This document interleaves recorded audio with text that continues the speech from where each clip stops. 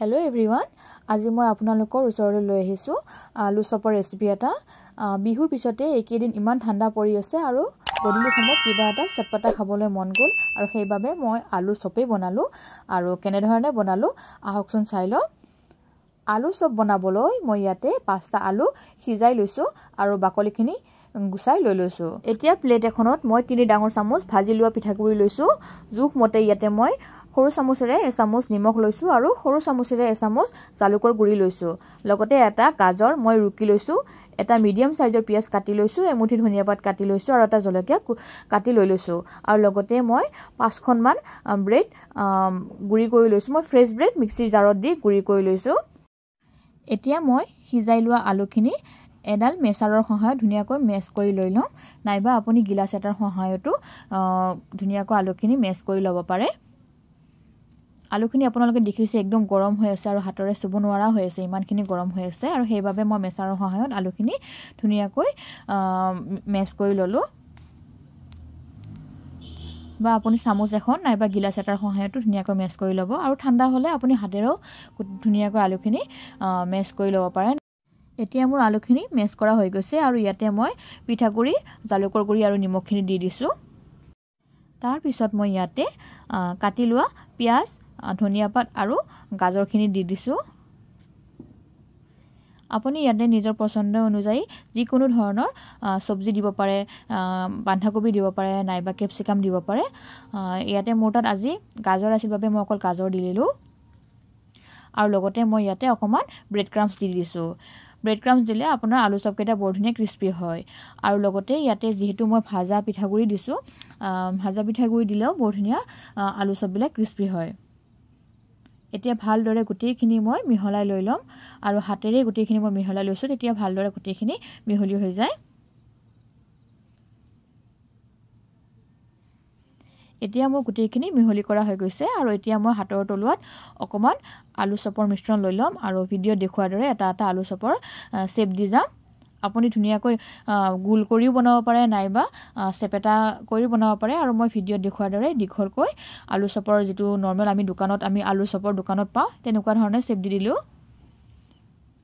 আৰু একে ধৰণে মই আলু চপ কেইটা শেপ দি গৈ আছো। ঠাণ্ডা দিনত এনে ধৰণে আলু চপ বনাই খোৱাৰ জুতিটোৱে বেলেগ নহয় জানো আৰু গধূলি একাপ গাখীৰ চাহৰ লগত এনে ধৰণে আলু চপ হলে আৰু কবই নালাগে। এতিয়া মোৰ আলু চপ কেইটা ধুনীয়াকৈ শেপ দিয়া হৈ গৈছে। এতিয়া আনফালে মই এটা বাটিত এটা মিশ্ৰণ ৰেডি কৰি লৈ লম আৰু হেতু মিশ্ৰণৰ বাবে মই এই বাটিটোত লৈছো 2 ডাঙৰ চামুচ ময়দা, 1 ডাঙৰ চামুচ পিঠাগুৰি আৰু 1 ডাঙৰ চামুচ মই ইয়াতে কৰ্ণফ্লোৰ লৈছো আৰু লগতে জোখমতে নিমখ আৰু আধা চামুচ জালুকৰ গুৰি। মোৰ তাত ইয়াতে কৰ্ণফ্লোৰ কম আছিল বাবে মই পিঠাগুৰি দিছো। আপোনাৰ তাত যদি কৰ্ণফ্লোৰ থাকে তেতিয়াহলে আপুনি ময়দা আৰু কৰ্ণফ্লোৰ সমান সমান পৰিমাণত দি ল'ব। এতিয়া মই ইয়াতে অকমান পানী যোগ দি যাম আৰু ধুনীয়াকৈ এটা মিশ্ৰণ তৈয়াৰ কৰি লম। আপুনি একেবাৰতে বেছি পানী নিদিব, নহলে ময়দাখিনি লাম্পছ হৈ যাব। কম পানী দি ভালদৰে লৰাই থাকিব, তেতিয়া বৰ ধুনীয়া স্মুথ মিশ্ৰণ এটা ৰেডি হৈ যাব। মই ইয়াতে অলপকৈ পানী যোগ দি গৈছো আৰু মিশ্ৰণটো পাতল কৰি গৈছো। একেবাৰে পাতল কৰিব নালাগে, মই ভিডিঅ'ত দেখুৱাই দিম এতিয়া আপোনাক। এয়া চাওকচোন, ইমানখিনিমান ডাঠ হলেই মিশ্ৰণটো ৰেডি হৈ যাব। এতিয়া মই ভিডিঅ'ত দেখুৱাৰ দৰে এফালে ব্ৰেড ক্ৰাম্বছৰ বাটিটো লৈছো আৰু আনফালে এই মিশ্ৰণৰ বাটিটো লৈ লৈছো আৰু ভিডিঅ'ত দেখুৱাৰ দৰে প্ৰথমতে এটা আলু চপ ময়দা আৰু কৰ্ণফ্লোৰৰ মিশ্ৰণত দি দিছো আৰু তাৰ পিছত ব্ৰেড ক্ৰাম্বছত দি ভালদৰে ব্ৰেড ক্ৰাম্বছৰে আলু চপটো মই কভাৰ কৰি দি দিছো আৰু কভাৰ কৰি উঠি ভিডিঅ'ত দেখুৱাৰ দৰে হাতেৰে এনে ধৰণে আপুনি চেপি দি দিব, তেতিয়া ধুনীয়াকৈ ব্ৰেড ক্ৰাম্বছখিনি আলু চপটোত লাগি ধৰিব আৰু এনেকে বনালে আপোনাৰ আলু চপ কেইটা বৰ ধুনীয়া বাহিৰৰ ফালৰ পৰা ক্ৰিস্পি হয়। একেটা পদ্ধতিৰে মই বাকি কেইটা আলু চপো ধুনীয়াকৈ ব্ৰেড ক্ৰাম্বছৰে কভাৰ কৰি লৈ লম। চামুচেৰে কৰিলে অকমান অসুবিধা হয়, সেইবাবে মই হাতেৰে কৰিব আৰম্ভ কৰিছো। প্ৰথমতে মই আলু চপ কেইটা ময়দা আৰু কৰ্ণফ্লোৰৰ মিশ্ৰণ ডুবাইছো আৰু তাৰ পিছত ভিডিঅ'ত দেখুৱাৰ দৰে ব্ৰেড ক্ৰাম্বছত ধুনীয়াকৈ কভাৰ কৰি দি দিছো আৰু হাতেৰে চেপি দিবলৈ নাপাহৰিব, নহলে তেলত দিয়াৰ লগে লগে আপোনাৰ ব্ৰেড ক্ৰাম্বছখিনি আলু চপৰ পৰা এৰিবলৈ আৰম্ভ হয়।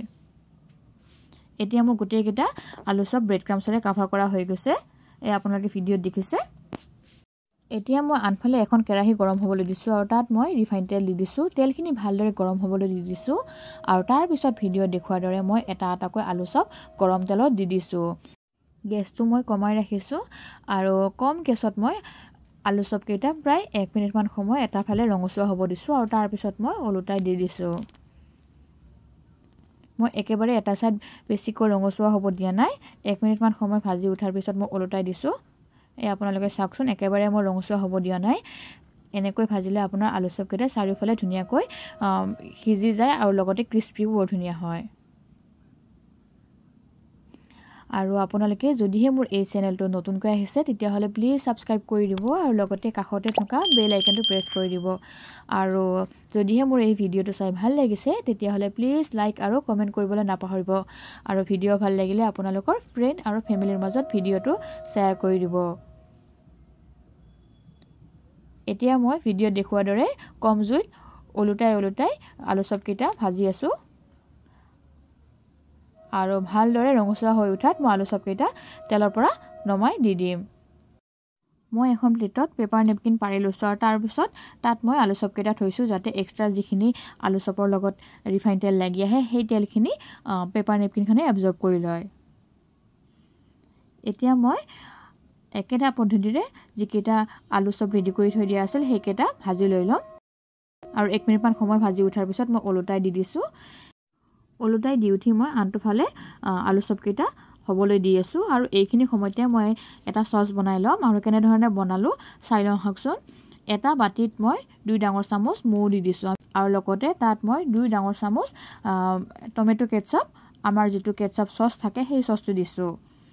মানে যিমান পৰিমাণৰ মই মৌ দিছোঁ সিমান পৰিমাণে টমেটো কেটচাপ দিছোঁ। লগতে 1 চিকুট নিমখ দিছোঁ আৰু সৰু চামুচেৰে আধা চামুচতকৈ অকণমান কম জলকীয়া গুড়ি দি দিছোঁ আৰু ভালদৰে গোটেইখিনি মিহলাই দি দিছোঁ। এনেধৰণে আপুনি কেটচাপ আৰু মৌৰ সৈতে এটা চচ বনাই চাবচোন, খাবলৈ বিৰাট সোৱাদ লগা হয়। পকৰি নাইবা আলু চপ নাইবা যিকোনো স্নেক্সৰ লগত এই চচটো খাবলৈ সোৱাদ লগা হয়। এতিয়া মোৰ এই চচটো ৰেডি হৈ গৈছে আৰু আনফালে আলু চপকেইটাও ৰঙচুৱা হ'বলৈ আৰম্ভ হৈছে আৰু একেটা পদ্ধতিৰে মই ৰঙচুৱা হোৱাকৈ আলু চপকেইটা ভাজি লৈছোঁ আৰু তেলৰ পৰা নমাই দি দিছোঁ। এতিয়া মোৰ গোটেইকেইটা আলু চপ ভাজা হৈ গৈছে। এতিয়া মই এখন প্লেটত ভিডিঅ'ত দেখুৱাৰ দৰে এটা এটাকৈ আলু চপকেইটা প্লেটখনত সজাই দি দিলোঁ। আপোনালোকেও এনেধৰণে আলু চপ বনাই চাবচোন আৰু কেনেকুৱা পায় মোক কমেণ্ট কৰি জনাব। আৰু লগতে এই চচটোৰ সৈতে আপুনি আলু চপ খাই চাবচোন, বিৰাট সোৱাদ লগা হয়।